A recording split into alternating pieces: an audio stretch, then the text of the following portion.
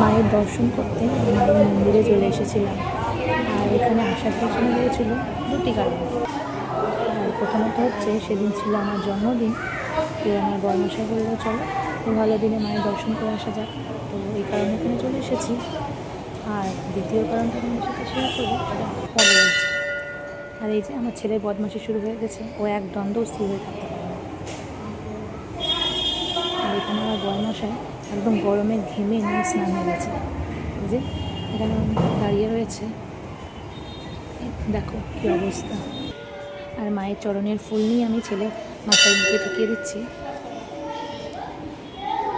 আর এই যে বললাম না দুটো কারণ, তার মধ্যে এটা হচ্ছে দ্বিতীয় কারণ। এই যে স্কুটিটা আমাদের নতুন নেওয়া হয়েছিল, ওটা পুজো দেওয়া হয়েছিল। তো বর বললো চলো ভালো দিনেই তোমার মায়ের দর্শনও হয়ে যাবে আর স্কুটিটার পুজো দেওয়া হয়ে যাবে। তো এই লাল শালুর মধ্যে মায়ের চরণের ফুল নিয়ে স্কুটিতে বেঁধে দিচ্ছে। আর এই যে আমার ছেলে এদিকে স্কুটিতে চাবি ঘোরাতে ব্যস্ত। বাধা কমপ্লিট, তো চলো বাড়ি যাওয়ার পালা।